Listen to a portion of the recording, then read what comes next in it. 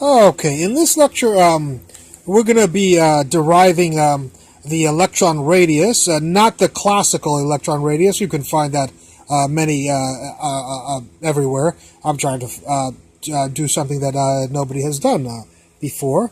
We'll be using somewhat string theory, or the idea of the simplistic idea of string theory, with what's something called linear density, and I'll explain all of that in just a second.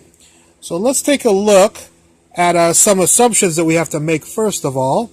And the first assumption we'll make is that protons and electrons at the beginning of when the universe was created, in the Big Bang or whatever forged protons and electrons, they were created under similar conditions. One reason we might make this assumption is because it seems that protons and electrons are actually elementary particles in the strictest definition, because you cannot destroy a proton or an electron. They do not fission off or break up into pieces unless they come up to an antiproton with a proton and a positron with an electron. Then they'll become destructible. So these seem like primary particles in the universe, and so they must have been forged at the very beginning. They were the first particles that were probably forged in the universe.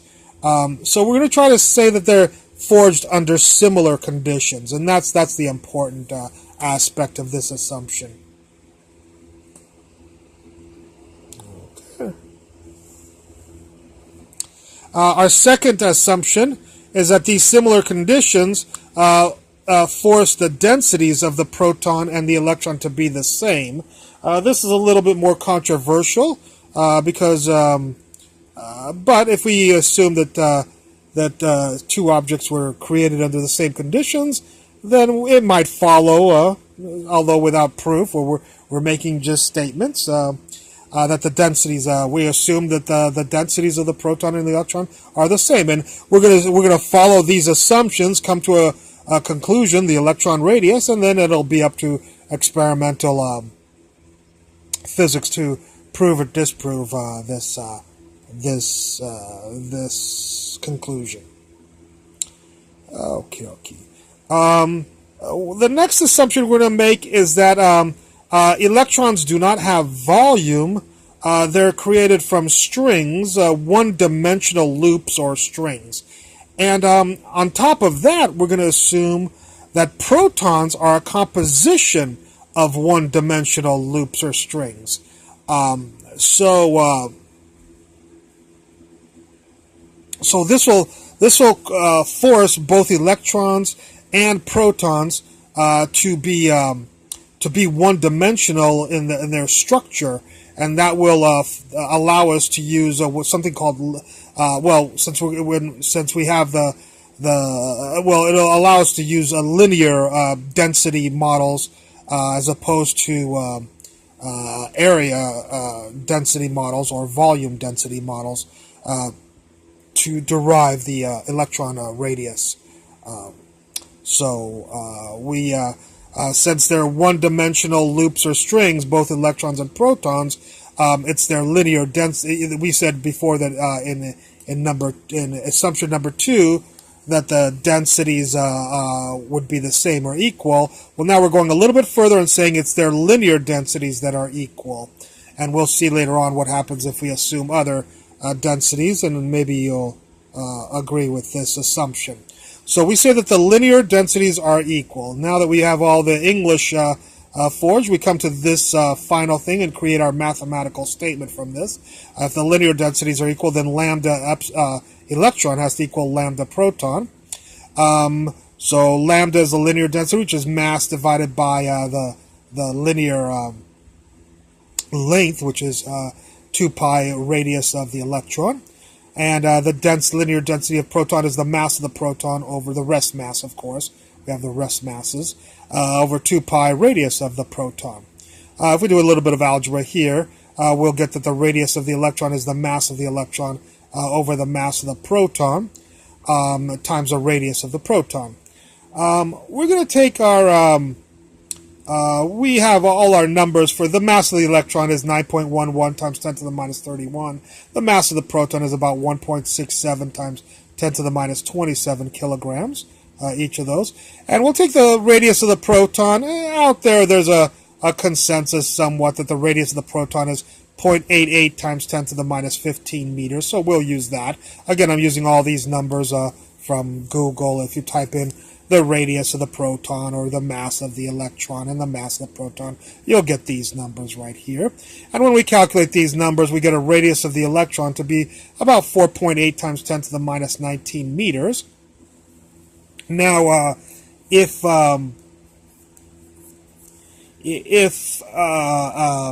we go out there to see what is currently the experimental value for the electron radius, they haven't been able to get structures.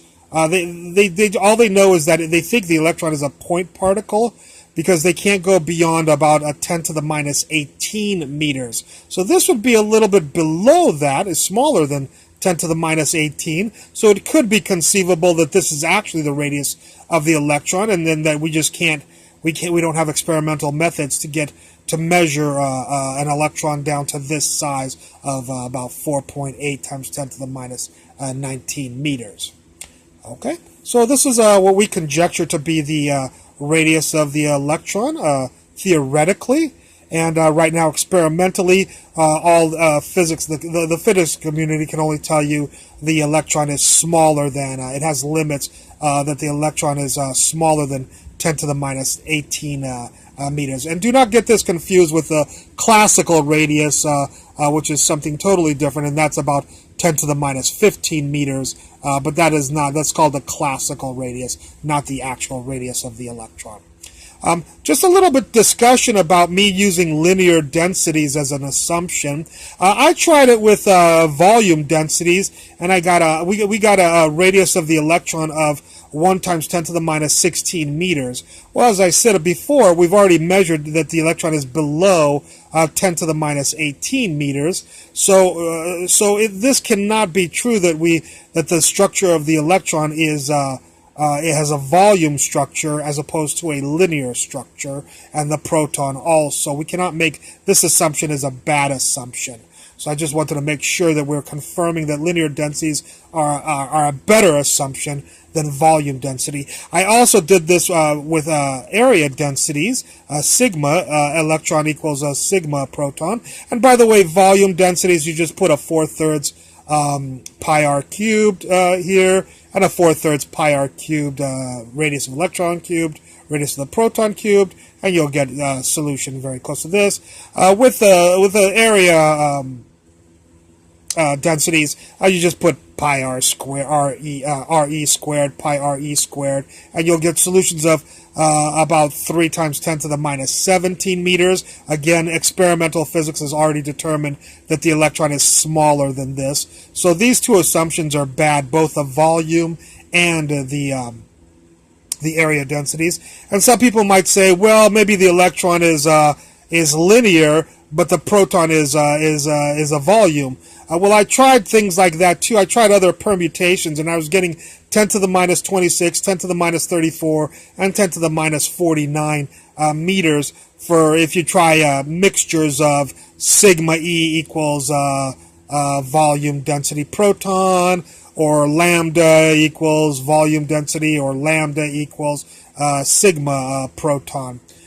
So I tried all those permutations, and I got these, and these are certainly smaller than 10 to the minus 18, the experimental values that current physics has, the experimental physicists have determined.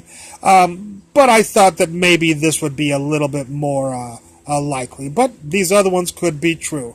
So it is possible. If anything's possible, it's not that the volume densities are the same or the area densities are the same. It's that it's either some mixture or it's the linear densities that I did this. This is the simplest idea first, and then if this fails, we can move on to the other assumptions that maybe it's the linear density of the electron. It has a linear structure, a string structure for the electron, and a volume structure for the proton. We can go on to those if this fails experimentally. I hope you enjoyed this lecture, and I look forward to any comments at the bottom. Thank you very much.